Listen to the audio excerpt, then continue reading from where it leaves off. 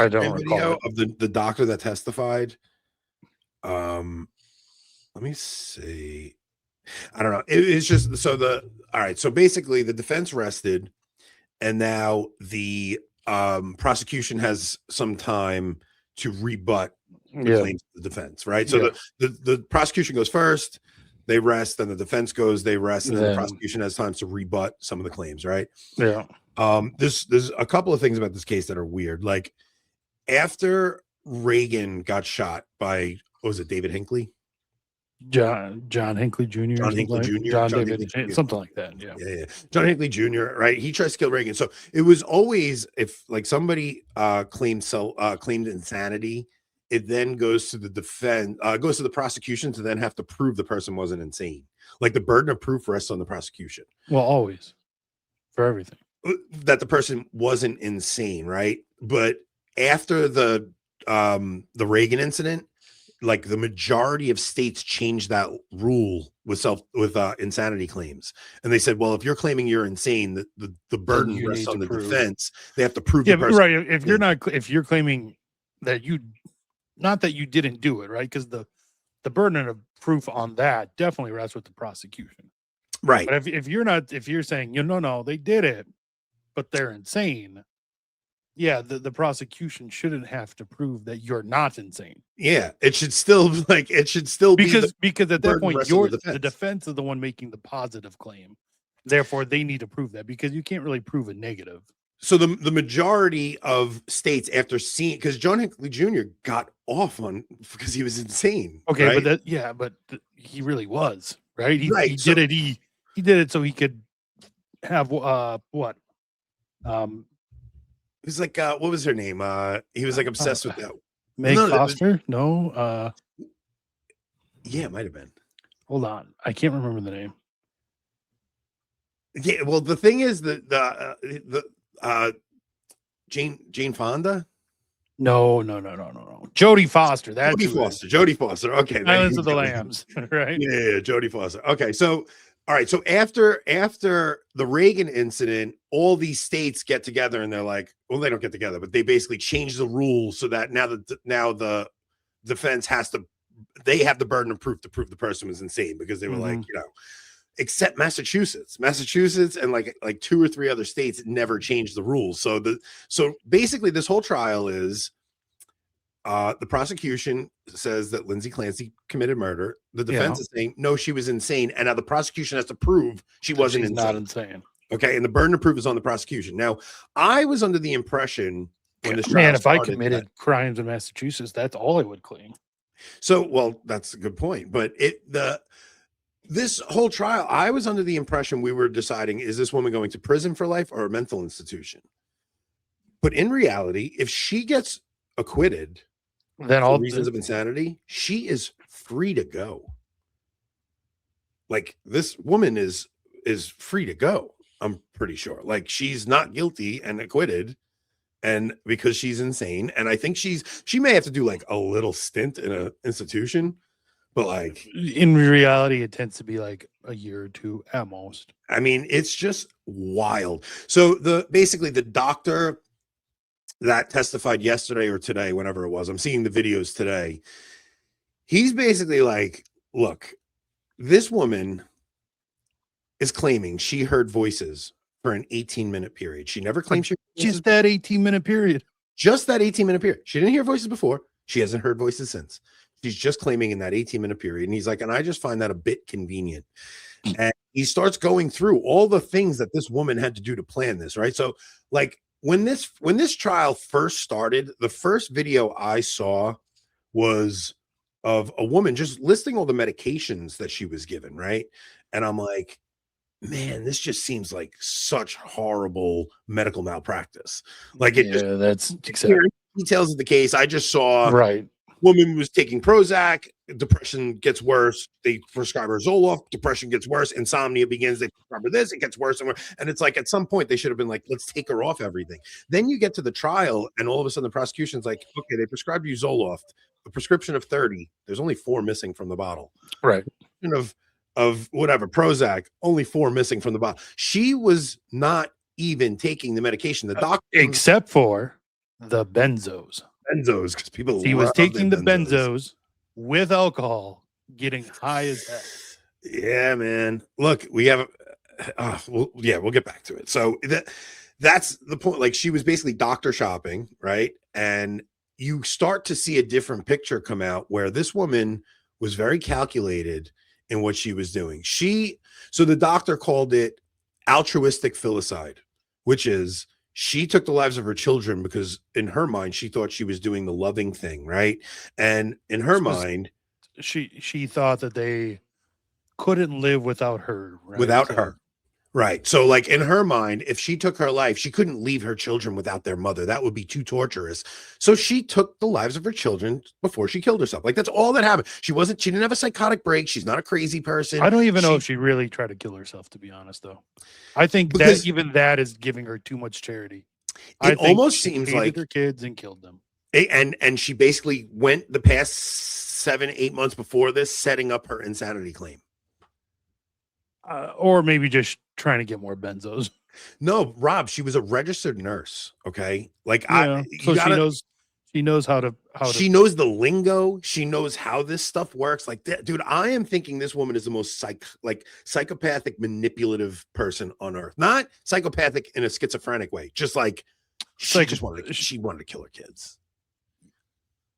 Yeah, she was a psychopath, right? To the point where she has no thought or feeling for others at all.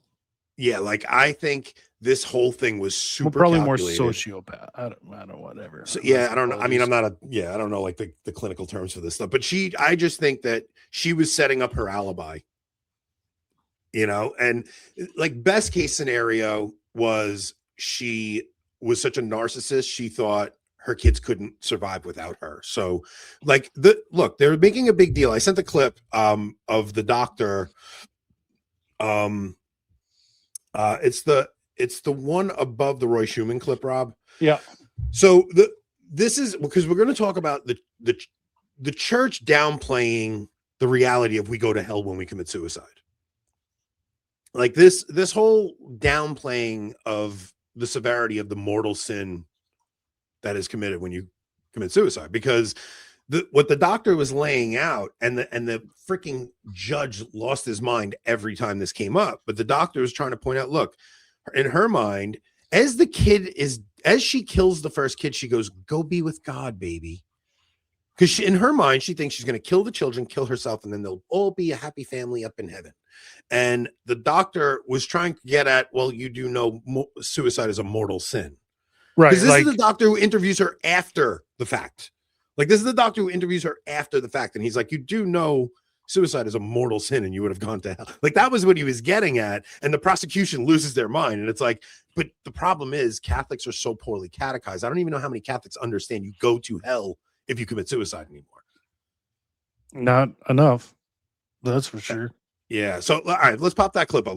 This doctor, because this whole trial, I'm sitting there going, this jury is going to let this woman off. They're going to acquit her. I'm fairly. Is there hopeful. A woman on the jury? I'm fairly hopeful that at best we'll get a hung jury. At worst, we'll get a hung jury, or at best a conviction. Like, I don't think she's getting acquitted anymore after this doctor's testimony. I hope not. I really hope not. I hope these jurors are listening to this stuff, because this is like very calculated what this woman did. Could describe for us the evidence that you saw for suicide combined with altruistic filicide. Yeah. Altruistic filicide is a term that's used that means killing your kids out of love, not because you're trying to be cruel or for material gain or because you want them out of your lives or any of that, but killing them out of love so that you could basically, they wouldn't have to suffer, so you could prevent their suffering. And what she did, I thought, was begin with what I said a minute ago was a highly lethal and very serious suicide attempt. And that was preceded by months of thoughts and impulses about you should harm yourself, you should kill yourself, your brain is damaged, that sort of thing. And that, I think, is the beginning of the way to understand what happened that day. The second point is that. Did she try to kill herself with the drugs first, or with slashing her wrist first, or with jumping out the window? Jumping out the window obviously was last. That was last, and all the cuts that she received were superficial. Right. She's a nurse, right? She understands if you want to cut your wrist, you have to sever the main artery. Like she cuts herself in the front here. She knows where to take the pulse. She's a nurse. She knows if you want to cut the carotid artery over here, if you want to kill yourself that way. This is just the windpipe.